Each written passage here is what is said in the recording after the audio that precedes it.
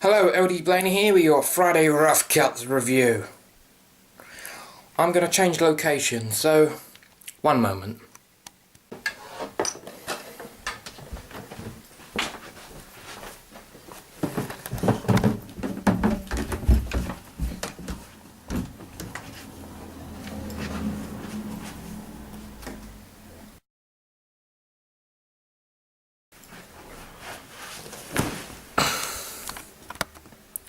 So yes, welcome to the Friday Rough Cuts review with me, LD.Blaney. I'm actually squeezing this film review in this week because I'm a bit busy. But I've been thinking about what film to do, and I've been watching a lot of videos online and sort of delving into different cultures, and there was one, and I'm also looking at things in different angles. I'm just sort of trying to think about what film would be perfect for my mood, and I'll explain why I've picked this film first, before I say what it is. I look at things in a different angle. Sometimes someone can look at death and see something disturbing. I can see something beautiful there. Something a little bit more. Like if you're watching a film, someone dies, or you're reading a book and someone dies, I can see another light to it, let's say. And this film really says that to me. I've read the book of the film as well. The book came out, obviously, before. And it's to me, the book and the film are a love story, but to other people, it's one of the most scariest horror films ever released. But I do see that, but I don't see that at the same time. I think the book and the film go at it from different angles. Same story, just I think the film obviously goes for it for more horror value, but the book goes for more of a romantic angle. And I can see the romantic in the film. And that film, of course, is Hellraiser. Hellraiser is one of my favourite horror films. It hasn't really... I think it scared me when I first watched it. And I think number 2 scared me more. And of course the book is The Hellbound Heart. Basically same storyline. Both written by Cliver Barker, and the film was directed by Cliver Barker. I think there was a sequel to the book coming out, I think, called The Scarlet Gospels, which I'll be interested in picking up. It's the only book I've ever read. I don't really read. I really struggle to read. Whenever I read a book, I get halfway through the book. And I'd seen the film before, and I bought the book afterwards, and I could never get through it. I never really understood it because I was quite young when I got the book. I probably shouldn't have been reading it. And I understood it, but I couldn't get into it. So recently I read the book, and I got through it, and I was addicted to each page of the book. It was bringing back parts of the film, but I was seeing the film differently in my head. I haven't rewatched the film yet, but I shall. But it's how the film deals with this love story about, and how it mixes in the horror. It's just amazing. Obviously follows this character called Frank, and how the puzzle box in the film takes him and tortures him, obviously, but it's how it gets there, like the descriptions of him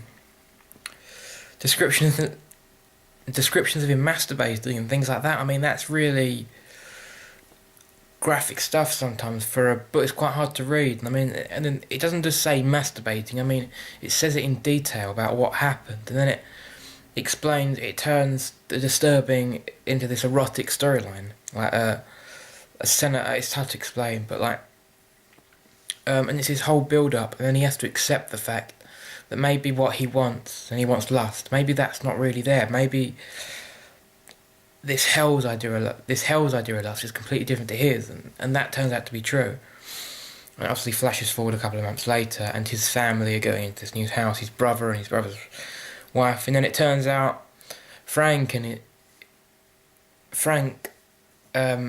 brother's wife and Frank had this affair, and she still has feelings for him, and then Frank manages to escape from hell, but he's got to build his body up, and he's got to drink blood, and then this whole romantic storyline starts again, and they're seeing each other again, but he's got no skin, and it's just bizarre, but it's also very romantic. And the film puts that across very well, I think. It also doesn't, if that makes it's hard to explain. The film does it in this angle of being afraid all the time, and really, and the fear, the hell's fear there. It really expresses that. And I don't know. I personally think the book's much better. It's not a very big book, of course, but yeah, and I don't know that it goes. It doesn't explain. It's hard to explain, but there is another character in it who's sort of like if this was a video game, you'd play this character, and it's the niece in it, and you sort of follow her understanding of what's going on and her piecing things together. And I really think that I think it's a niece. I'm not sure. I've never understood who she is really in the book. I always say that she's a niece or daughter or whatever. She's someone anyway, but it's one of these storylines for me that I think's. I class it as a romantic horror, which probably most people don't, but I do. And I do find it a very romantic story, and it had great. I know it's had great reviews. And it's one of the most notorious films. It's not the most horrific film, believe me. I mean, there are so many worse films out there being released. A film got banned recently in the UK, which I was unhappy about, which was The Human Centipede Part 2. I mean, but hey, I will find a way to watch it, don't worry. But yeah, the book has got reviews on the back, sort of. I mean, as Quentin Tarantino said, it's that Clive Barker's our great imaginer of our time. I suppose he is, but yeah. Well, that was this week's Rough Cut review with me, LD.Blaney. Sorry it's not on tripod.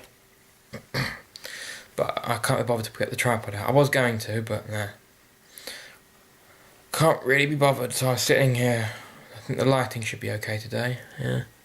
See facial hair, and I'm not wearing the jacket, am I? So I will wear the jacket occasionally. But, go to my channel, I'm going to be uploading more videos soon.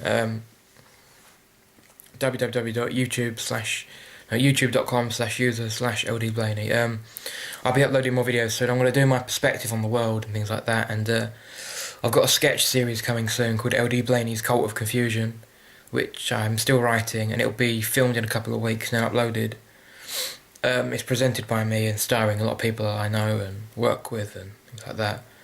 So there'll be loads going on my channel soon.